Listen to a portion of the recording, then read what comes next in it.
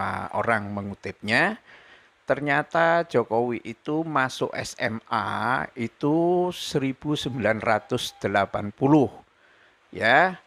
Nah, sebelumnya masuk SD itu 1973 coba, ya kan? Dan hanya 3 tahun ya. Masuk SMP itu 1976, jadi 4 tahun. Kemudian masuk SMA itu tahun 1980 dan wisuda UGM 1985. Masuk UGM-nya kapan coba? Kalau masuk SMA-nya itu 1980 ya. Kacau ini ya. Ini apakah Kompas salah kutip atau benar? Kalau benar ini lebih kacau lagi dan klaim sejumlah verifikasi yang ditunjukkan oleh Rektor UGM bahwa Jokowi itu masuk di Fakultas Kehutanan UGM tahun 1980 ya pasti salah karena masuk SMA itu tahun 1980 ya. Apa masuk SMA dalam waktu yang bersamaan masuk ke Fakultas Kehutanan UGM padahal SMA-nya di Solo. Ini masalah dalam hal tempat dan juga masalah dalam hal waktu ya. Kenapa masuk SMP 1976 ya sehingga SMP-nya 4 tahun itu memang ada perpanjangan waktu. Dulu ya zamannya Daud Yusuf itu memang ditambah 1 semester sehingga bukan awal Januari tetapi menjadi Juni apa Juli begitu. Ya, ini normal berarti SMP-nya itu normal. Masuk SMA tahun 1980 ya mestinya 3 tahun kalau dia normal ya dan kita akan lihat uraiannya nanti pemirsa di kompas.com ya. Ini tanggal kompas.com ya. Tanggal 16 bulan 1 2021 ya sekitar hampir 2 tahun yang lalu ya. Apakah ini sudah terjadi gejolak apa enggak, tetapi tampak bahwa Kompas ini ya ingin menunjukkan kepada pemirsa semua betapa prihatinnya Jokowi itu. Tetapi justru mungkin ya kalau ini data dari Kompas ini memang benar, kompas.com ini benar ya, itu berarti kacau seluruhnya ya. SD, SMP, SMA, perguruan tinggi itu bisa dikatakan kacau. Mari kita ikuti pemirsa apa yang diuraikan oleh Kompas itu ya. Ini pendidikan tingkat SD ya Jokowi ya. Saat mengenyam pendidikan dasar di 1973 Jokowi bersekolah di SD Negeri 112 Tirtoyoso ya, letak sekolah itu di daerah Banjarsari, Solo, Jawa Tengah. Sekolah SD Jokowi dikenal untuk kalangan menengah ke bawah, bukan SD unggulan ya, tapi sekolah menengah ke bawah. Nah, keterbatasan saat SD Jokowi tak pernah menyerah katanya ya. Dia terus berdagang hingga mencari uang keperluan sekolah dan uang jajan sehari-hari. Ini artinya Jokowi prihatin. Mungkin orang tuanya pas-pasan ya. Bahkan saat teman SD pergi ke sekolah dengan sepeda, Jokowi memilih untuk tetap berjalan kaki. Kata memilih ini sebetulnya keliru ya. Terpaksa ya kalau dia itu nggak punya duit sampai mencari uang untuk keperluan sekolah dan lain sebagainya itu bukan memilih tapi terpaksa ya. Baik, ini sudah jelas bahwa nanti kita cropping itu ya berita-beritanya ini supaya kalau ternyata nanti Kompasnya dicopot itu ada di tetap di kita itu ya. Nah, kemudian pendidikan SMP ya. Setelah lulus SD, Jokowi masuk ke SMP Negeri 1 Surakarta ya pada tahun 1976. Saya ulangi lagi pemirsa. Setelah lulus SD, jadi tahun 1973 masuk SD ya. Kemudian masuk SMP Negeri 1 Surakarta pada tahun 1976. Itu artinya dia sekolah di sekolah dasar itu hanya 3 tahun. Ya. Mungkin kalau dia kelahiran tahun 61 atau apa itu masuk SD tahun 73 itu udah kebesaran ya mungkin ya.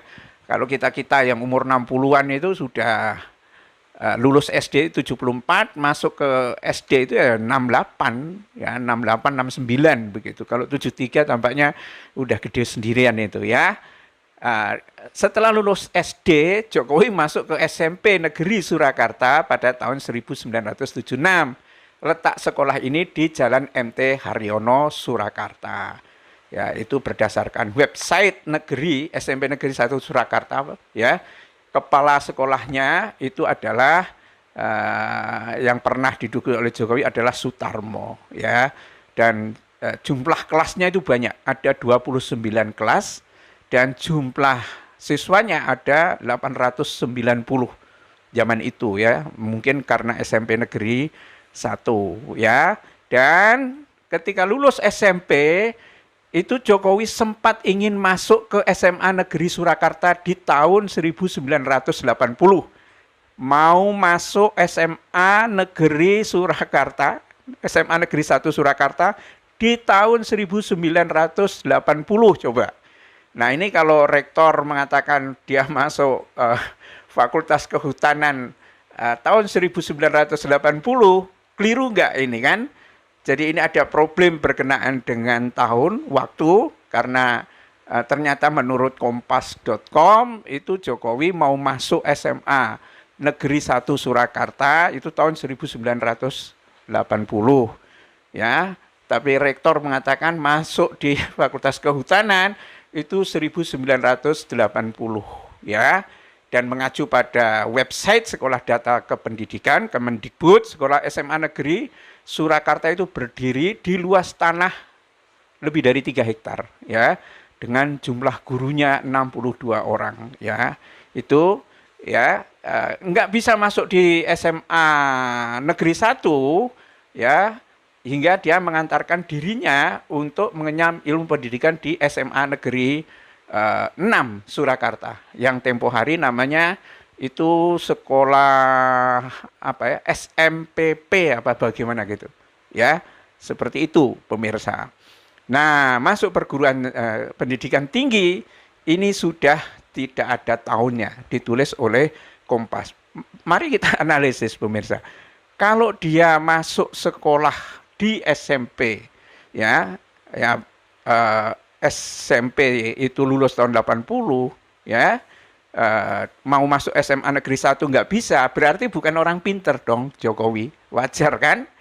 Ya, karena nggak masuk di SMA Negeri 1 Surakarta. Biasanya di berbagai daerah itu nama SMA Negeri 1 ya, semua kota besar itu rata-rata ya mungkin ranking 1 atau ranking 2, dan ini tidak bisa dimasuki oleh Jokowi. Ya kan? Nah, kemungkinan ada akselerasi enggak kalau dia masuk SMA Negeri 6 itu tahun 1980. Ya kalau enggak pinter ya saya kira enggak lah. Sekolah manapun memberikan kesempatan kepada siswanya untuk mengalami akselerasi itu jika sekolahnya itu pinter. Kalau enggak ya enggak lah. Berarti kemungkinan itu adalah dia lulus itu tahun 1983. Nah, kemudian dinyatakan ya oleh klarifikasi yang diberikan oleh rektor maupun oleh dekan Fakultas Kehutanan itu wisuda tahun 1985. Ya, tolong kita ini mikir. Tetapi saya harus katakan basis saya ini adalah dari kompas.com. Apakah Kompas ini keliru dalam memberikan pemberitaan atau tidak? Mungkin sebaiknya Kompas cek kembali ya berita yang ditulisnya ya, 4 tempat Jokowi mengenyam pendidikan ya, itu pada tanggal 16 bulan 1 2021 jam 16.35 WIB. Jadi hampir 2 tahun yang lalu. Ya, tapi kalau kita merujuk kepada Bambang Tri, sebetulnya persoalan Jokowi sudah mulai digugat karena saat itu juga sudah ada yang namanya Jokowi undercover. Ini pemirsa satu perkembangan yang akan membuat ya seluruh klarifikasi, ya kalau ini kompas.com ini bisa menjadi rujukan gitu ya, itu berarti klarifikasi yang disampaikan oleh Rektor Gadjah Mada beberapa waktu yang lalu itu ya nggak bisa dibenarkan. Dan menambahkan cuitan opininya sebagai caption. Ia berupaya menantang Ova untuk hadir di persidangan pada Selasa 18 Oktober 2022 pekan depan dengan harapan perkara ijazah palsu ini dapat segera tuntas. Usul saya lebih baik Rektor UGM hadir di persidangan saja tanggal 18 Oktober 2022 karena press release video atau apapun bukan bukti yang cukup untuk menunjukkan keabsahan suatu materi hukum, tulis Dr. Tifa. Saya tentu sangat berharap perkara ini segera clear, sambungnya seperti dikutip suara.com. Cuitan itu tentang menimbulkan pro dan kontra di kalangan warganet seperti terlihat di kolom komentar postingan Dr. Tifa. Sebagaimana warganet menilai respon itu sudah berlebihan karena UGM pun telah memastikan kebenarannya. Meski sebagian lain menyebut klarifikasi Rektor UGM kurang kuat sebagai bukti kebenaran kelulusan Jokowi, justru mereka lebih memerlukan kesaksian teman-teman seangkatan Jokowi. Hingga dibukanya bukti jasa maupun data resmi UGM, sebenarnya nggak perlu konversi pers, cukup tunjukkan teman-temannya saja saat kuliah, dan selesai. Biasanya Twitter cepat loh cari seseorang. Apa yang nggak ada satupun alumni angkatan Pak Jokowi yang punya Twitter, komentar warganet.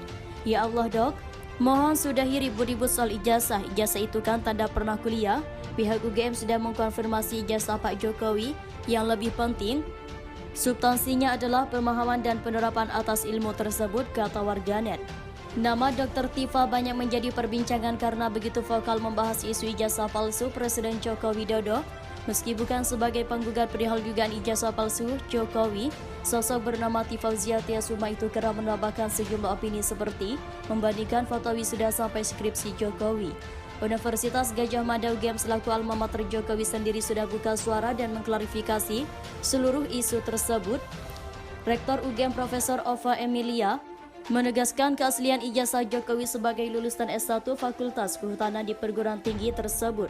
Ova menyebut Jokowi adalah alumni tahun kelulusan 1985, namun klarifikasi Ova tampaknya belum bisa sepenuhnya diterima oleh Dr. Tifa. Sebab dilihat dari suara.com di akun Twitternya, wanita yang mengaku berprofesi sebagai nutrisionis dan epidemiolog malah melemparkan tantangan balik kepada Ova.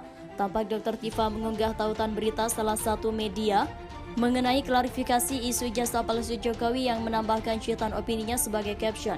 Ia rupanya menantang Ova untuk hadir di persidangan pada Selasa 18 Oktober pekan depan dengan harapan perkara ijazah palsu ini dapat segera tuntas.